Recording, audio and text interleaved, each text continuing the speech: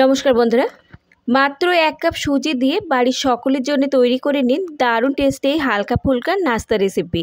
হাতে যদি একদমই সময় কম থাকে, ব্রেকফাস্ট কিংবা ডিনারে কয়েক মিনিটের মধ্যে আপনারা ঝটপট এটা রেডি করে নিতে পারবেন।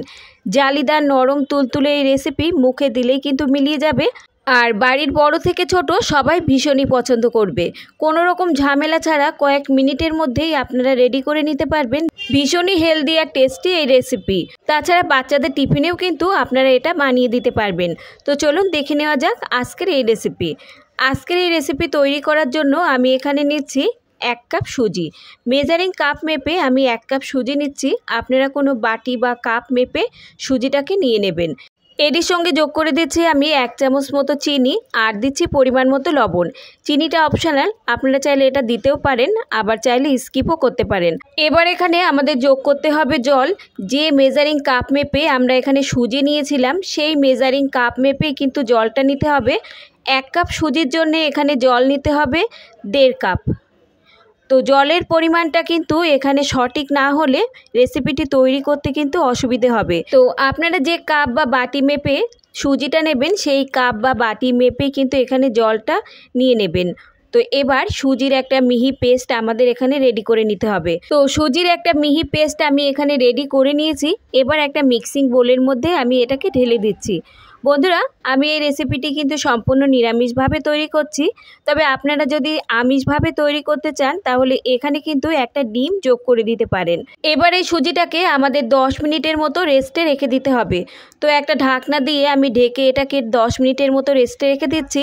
এটা রেস্টে থাকুক, ততক্ষণ আমরা এই রেসিপির জন্য একটা দারুণ টেস্টি চটপটা চাটনি তৈরি করে নেব। তো এই চাটনি তৈরি করার জন্য আমাদের লাগবে বাদাম। এখানে আমি 50 গ্রাম বাদাম ভেজে খোসাটাকে ছাড়িয়ে নিয়েছি। এবার একটা ব্লেন্ডারের মধ্যে বাদামটাকে দিয়ে দিচ্ছি, আর এরই সঙ্গে আমি যোগ করে দিচ্ছি 2 চামচ মতো টক দই। আপনারা টক দইয়ের পরিবর্তে এখানে হাফ পাতিলেবুর রসও ব্যবহার করতে পারেন।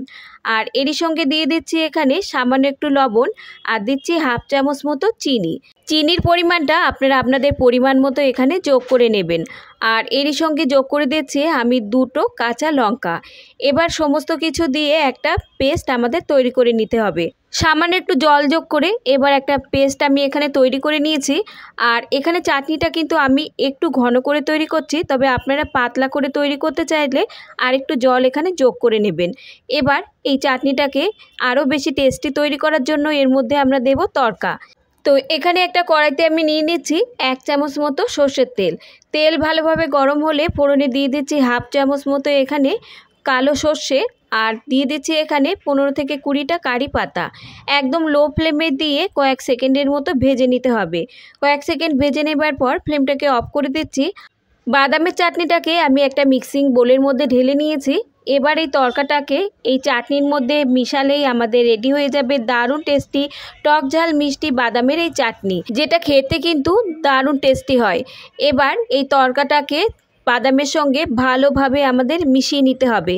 বন্ধুরা, এই চাটনিটা তৈরি করতে কিন্তু খুব বেশি সময় লাগে না, 5 থেকে 10 মিনিটের মধ্যেই কিন্তু রেডি হয়ে যাবে।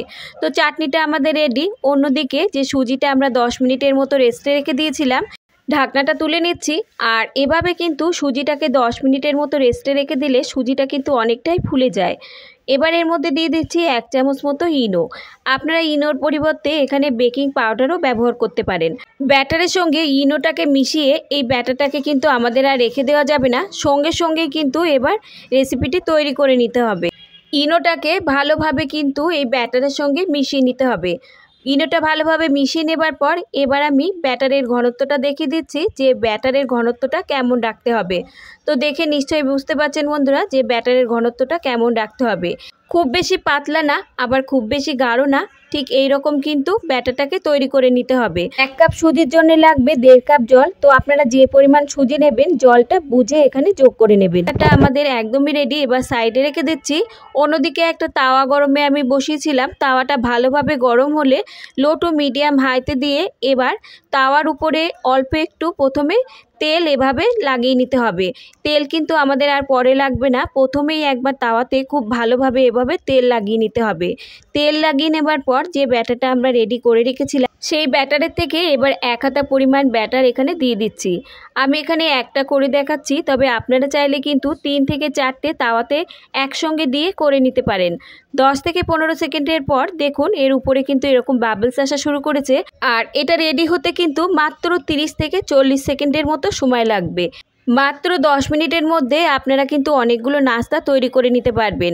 তো প্রায় 20 থেকে 30 সেকেন্ড পর দেখুন উপরটা কিন্তু একদমই শুকনো শুকনো হয়ে গেছে। আরও 10 সেকেন্ড পর এটা কিন্তু আমাদের একদমই রেডি। এবার আমি একদম কাছ থেকেও আপনাদের দেখিয়ে দিচ্ছি, দেখুন কতটা জালিদার তৈরি হয়েছে। আর এটা যেমন খেতে টেস্টি হবে তেমনই হবে নরম। বড় থেকে ছোট সবাই কিন্তু পছন্দ করবে। তো এবার আমি দেখিয়ে দিচ্ছি যে একসঙ্গে কিন্তু আপনারা 3 থেকে 4টে একসঙ্গে এভাবেও ভেজে নিতে পারেন। তাতে করে কিন্তু অনেক সময় কম লাগবে আর কম সময়ের মধ্যে ঝটপট আপনারা এগুলো তৈরি করেও নিতে পারবেন। তাছাড়া রোজ রোজ যদি রুটি তরকারি খেতে ইচ্ছে না করে, রুটির পরিবর্তেও কিন্তু আপনারা এই রেসিপিটি ব্রেকফাস্ট কিংবা ডিনারে তৈরি করে নিতে পারবেন। সময়ও যেমন কম লাগবে আর খেতেও হবে কিন্তু দারুণ টেস্টি। এটা কিন্তু হেলদিও রেসিপি, আর এগুলো 2 থেকে 3টে খেলে কিন্তু অনেকক্ষণ পেটটা ভরাও থাকবে। তো দেখতেই পাচ্ছেন প্যানে দেওয়ার সঙ্গে সঙ্গেই 10 থেকে 15 সেকেন্ডের মধ্যেই কিন্তু বাবলস আসা শুরু করেছে। তো 30 থেকে 40 সেকেন্ডের মতো এভাবেই রেখে দিলে তৈরি হয়ে যাবে আমাদের এই সুজির আপ্পাম। 1 মিনিটেরও কম সময়ে কিন্তু রেডি হয়ে যায়। আর 7 থেকে 8 মিনিটের মধ্যে আপনারা অনেকগুলোই কিন্তু রেডি করে নিতে পারবেন। দেখুন এগুলোও কিন্তু আমার সব রেডি। আমি 1 কাপ সুজি দিয়ে যে ব্যাটার রেডি করেছিলাম তাতে আমার 15 থেকে 20টা আপ্পাম তৈরি হয়েছিল। তো এবার আমি এগুলোকে তুলে নিচ্ছি। আর তুলে নেবার পর সবগুলোকে আমি একইভাবে ভেজে নেব। তো দেখতেই পাচ্ছেন কতটা জালিদার আর দেখতে কতটা সুন্দর লাগছে। আর এগুলো আপনারা ননস্টিক প্যানে ভাজার চেষ্টা করবেন, তাহলে দেখবেন প্যানে একদম লেগে বা আটকে যাবে না। তো এগুলো সব রেডি আমি তুলে নিচ্ছি। তুলে এবার সার্ভ করে নিয়ে আপনাদের দেখাচ্ছি। নরম তুলতুলে জালিদার এই রেসিপি বন্ধুরা একবার হলেও বাড়িতে আপনারা ট্রাই করে দেখতে পারেন। আশা করি আপনাদের সকলেরই ভালো লাগবে। তো আপনারা দেখে নিশ্চয়ই বুঝতে পারছেন যে কতটা নরম। এগুলো কিন্তু একদমই নরম, মুখে দেওয়ার সঙ্গে সঙ্গে কিন্তু মিলিয়ে যাবে। আর এভাবে একবার তৈরি করে দেখবেন একবার তৈরি করে যাকে খাওয়াবেন সেই কিন্তু আপনার প্রশংসা করবে। এবার একটা আপনাদের ছিঁড়েও দেখাচ্ছি, দেখুন কতটা জালিদার। আর এভাবে কিন্তু চাটনির সঙ্গেও আপনারা সার্ভ করতে পারেন। এই চাটনির সঙ্গে খেতে কিন্তু অসাধারণ লাগে। তো বন্ধুরা আজকের রেসিপি যদি আপনাদের ভালো লাগে তাহলে লাইক শেয়ার কমেন্টের সাথে সাথে চ্যানেলটাকে সাবস্ক্রাইব করে রাখার অনুরোধ রইল। আজ তাহলে এই পর্যন্ত বন্ধুরা, দেখা হবে অন্য কোনো রেসিপির সঙ্গে। ততক্ষণ সুস্থ থাকবেন, ভালো থাকবেন। আর রেসিপিটি দেখার জন্য সকলকে ধন্যবাদ।